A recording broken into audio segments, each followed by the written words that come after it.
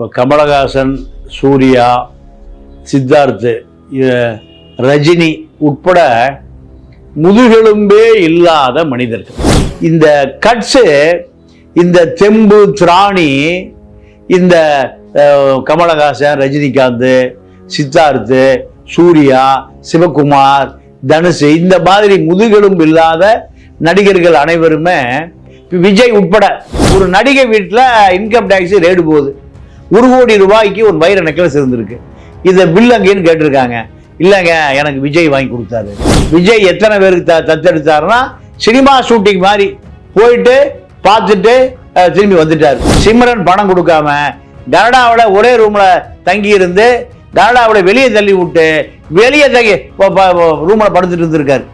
வாசல்ல கமலஹாசன் சிம்ரன் ரூம்ல கெட்டு போன மெத்தனால் பேக்கெட் செய்யப்பட்டு ஒரு பேக்கெட்டுக்கு ஒரு பேக்கெட் இலவசம். 30 ரூபாய்க்கு 2 பேக்கெட். ஒரு பேக்கெட் 15 ரூபா. 15 ரூபாய்க்கு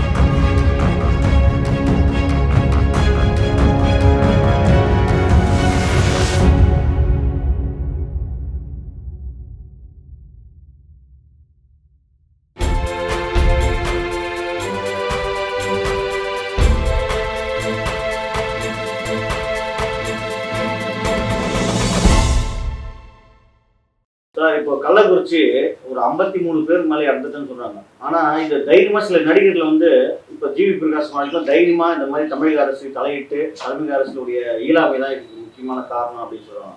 ஆனா இந்த கமலஹாசன், சூர்யா, சித்தார்த் மாதிரி ஆளுங்கெல்லாம் வந்து பாத்தீங்கன்னா தைரியமா முன் வந்து சொல்றதுக்கு ஏன் இப்ப மற்ற விஷயத்துக்கு எல்லாத்துக்குமே முன் வர்றாங்க, ஒரு தப்பு சுட்டி காட்டுறதுக்கு ஏன் பயப்படுறாங்க? நீங்க இப்போ கமலஹாசன், சூர்யா, சித்தார்த்து, ரஜினி உட்பட முதுகெலும்பே இல்லாத மனிதர்கள். நீங்க பிரகாஷ்ராஜை பொறுத்த வரைக்கும் அவருக்கு திருமாவளவன் அம்பேத்கர் விருது கொடுத்தார். பிரதமர் மோடிய 150 கேமரா வைத்துக்கொண்டு தியானம் பண்ணுவியா நீ என உரிமையில பேசினார். இந்த கட்ஸு, இந்த தெம்பு திராணி, இந்த கமலஹாசன், ரஜினிகாந்த், சித்தார்த்து, சூர்யா, சிவகுமார், தனுஷ், இந்த மாதிரி முதுகெலும்பு இல்லாத நடிகர்கள் அனைவருமே பிரகாஷ்ராஜ் எடுத்து கத்துக்க வேண்டியிருக்கு. அவர் வீட்டுக்கு ரெய்டு போச்சு, அவர் மேல் வழக்கு, எத்தனையோ தொந்தரவு. பிஜேபி நேரடியாக தாக்கினார். காரணம் அவருடைய குரு லங்கேஷ். ஒரு கம்யூனிஸ்ட எழுத்தாளர். பிரகாஷ்ராஜ் நாடக நடிகராக இருந்த பொழுது அத்தனை கதை வசனம் நீங்க கம்யூனிஸ்ட் சித்தாந்தத்துல உழைக்கிற மக்களுக்கு ஆதரவாக உருவாக்கியவர் லங்கேஷுடைய மகள் கௌரி லங்கேஷ் ஒரு பிரபல பத்திரிகையாளர். பெங்களூர்ல பிஜேபியால் சுட்டுக் கொல்லப்பட்டார். இதை கண்டிக்கக்கூடிய முதுகெலும்புள்ள நடிகர்கள் யாருமே இல்லை. எமர்ஜென்சி காலத்துல ஒரு நடிகை இந்திரா காந்தி எதிர்த்து பேசியதற்காக பெங்களூர் சிறைச்சாலைக்குள்ள தினம் கதற கற்பழிக்கப்பட்டு கொல்லப்பட்டார். தினம் சிறைச்சாலைக்குள்ள மரண ஓலம், அந்த நடிகையுடைய மரண ஓலம் கேட்டுட்டே இருக்குமா. இப்படியெல்லாம் நடிகைகள்லாம் இருந்திருக்காங்க.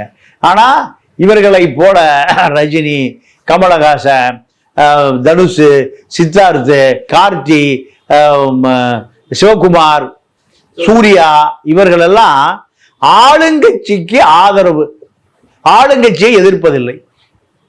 ஆளுங்கட்சியை விஜய் உட்பட, விஜயே கள்ளக்குறிச்சி போனார், எத்தனை குடும்பத்தை தத்தெடுத்தார், எத்தனை குழந்தைகளை தத்தெடுத்தார். ஒரு படத்துக்கு 180 கோடி வாங்குறாரு, 200 கோடி வாங்குறாரு. அவரோட நடிச்ச ஒரு நடிகை வீட்டில் இன்கம் டேக்ஸ் ரேடு போகுது. 1 கோடி ரூபாய்க்கு ஒரு வைர நெக்லஸ் இருந்திருக்கு. இதை பில் அங்கேன்னு கேட்டிருக்காங்க. இல்லைங்க, எனக்கு விஜய் வாங்கி கொடுத்தாரு. அந்த அம்மா சொன்ன ஸ்டேட்மெண்ட், அந்த நடிகை நான் பேர்லாம் சொல்ல விரும்பல, அந்த அந்த அம்மா அவரோட இப்ப இணைந்து பேசப்படுகிற கிசு கிசு நடிகை. அப்போ கள்ளக்குறிச்சியில தாயும் மரணம் தந்தையும் மரணம், அனாதை குழந்தைகளை விஜய் எத்தனை பேருக்கு தத்தெடுத்தாருன்னா சினிமா ஷூட்டிங் மாதிரி போயிட்டு பார்த்துட்டு திரும்பி வந்துட்டார். இது இது நிவாரணம் அல்ல. ரஜினி எத்தனை பேருக்கு அந்த குழந்தைகள் தத்தெடுத்தார்? கமலஹாசன் எத்தனை குழந்தைகளை தத்தெடுத்திருக்கார்?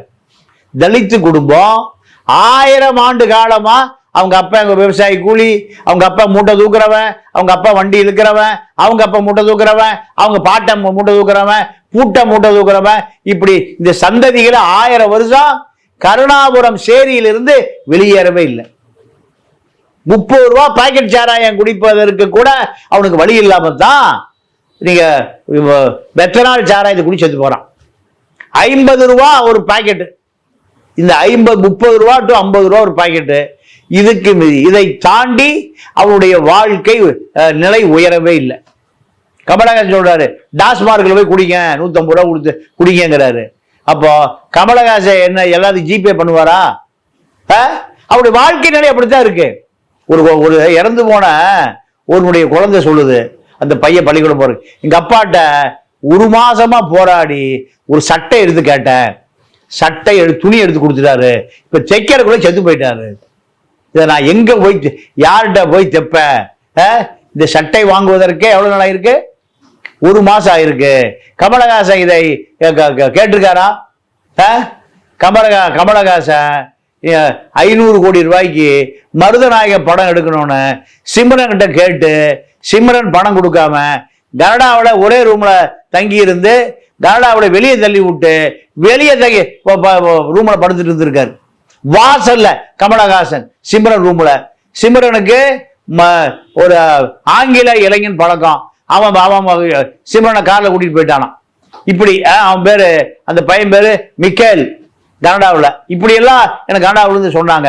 இந்த கமலஹாசன் அங்க இருக்கக்கூடிய குழந்தைகளை, குடும்பத்தை கல்விக்கோ இல்ல மேல் படிப்புக்கோ இல்ல வாழ்வாதாரத்துக்கோ ஏதாவது உதவி செஞ்சாங்களா இந்த சினிமா நடிகர்கள் தரப்புல இருந்து எந்த விதமான உதவியும் போய் சேரவே இல்லை. அறிக்கை மட்டும் தினம் தினம் அறிக்கை வருது.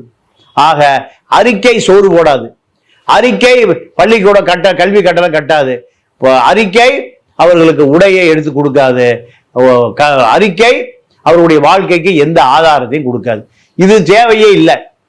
இதை நீங்க உழைக்கிற மக்கள் தான் சினிமா பார்க்கறான். உழைக்கிற மக்கள் தான் 40 பைசா டிக்கெட்டை 1000 ரூபாய்க்கு வாங்குறான். ஆனால் இவர்கள் இந்த ஏழை எளிய மக்கள் தான் சினிமா தியேட்டர் வாசல்ல காத்து கிடக்கிறான். மேட்டுக்குடி ஆன்லைன்ல ரிசர்வ் பண்ணிடுறான். அவன் கார்ல உட்கார்ந்து மாயாஜால சினிமா பார்த்துட்டு போயிடுறான்.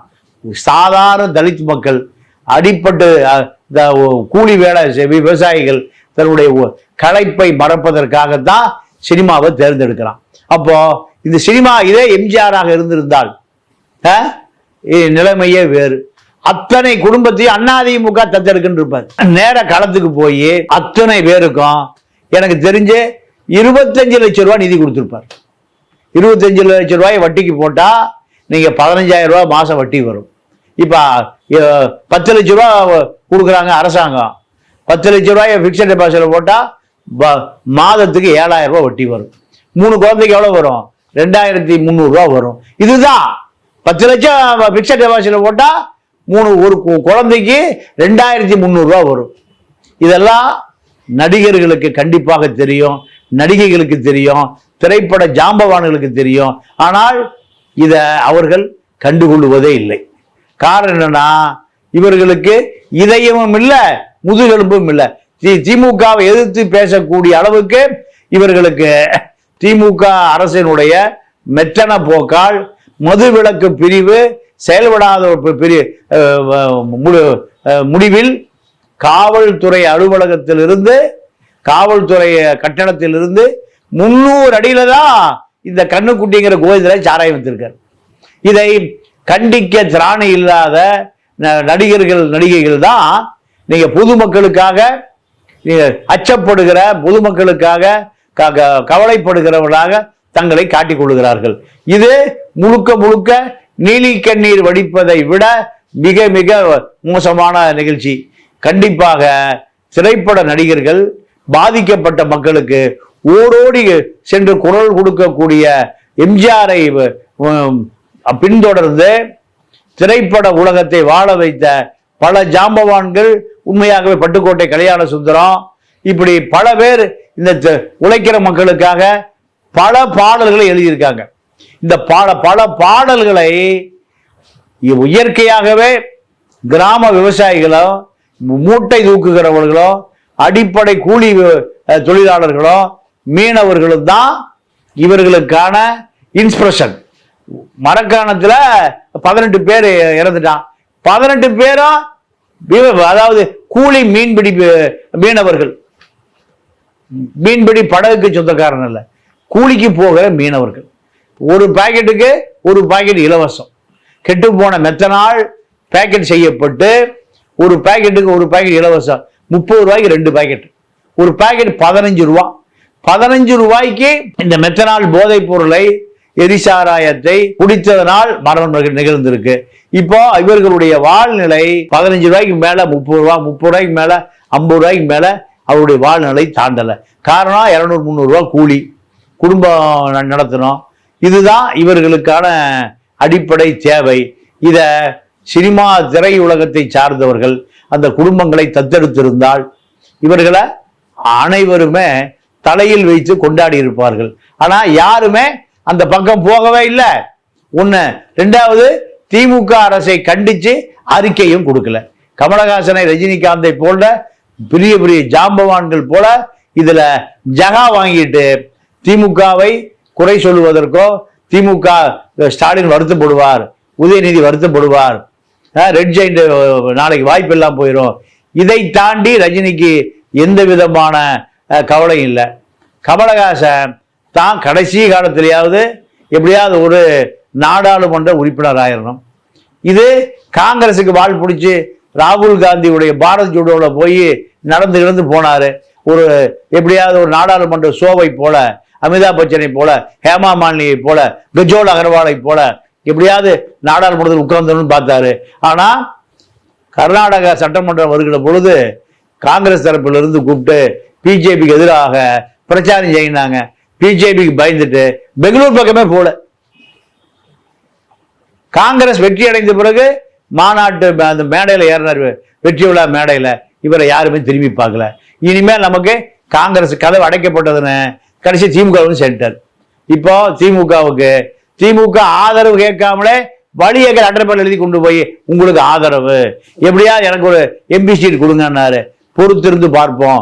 கருணாநிதியை போல இதயத்தில் உடம்புண்டு, இதயத்தில் தான் இடம் இருக்க தவிர நாடாளுமன்ற சீட்டு இடம் இல்லைன்றார் அவருடைய மகன். இதுதான் கமலஹாசனை பொறுத்தவரை. ஆக கள்ளக்குறிச்சி விஷயம் உண்மையாகவே கனத்த இதயத்தோடு பல குடும்பங்கள் சின்னாபின்னமாக்கப்பட்டிருக்கு. பல பேருடைய குடும்பங்கள் அடையாளம் இழந்து அழுவதற்கு கூட கண்ணில் நீர் இல்லாமல் மாவட்ட நிர்வாகமே அடக்கம் செய்தது. பக்கத்து வீட்லையும் மரணம், பக்கத்து வீட்லையும் மரணம், பக்கத்து வீட்லையும் மரணம். ஒருவர் மரணத்திற்கு ஒருவர் அழுவதற்கு கூட ஆள் இல்லை, துக்கம் விசாரிப்பதற்கு கூட ஆள் இல்லை.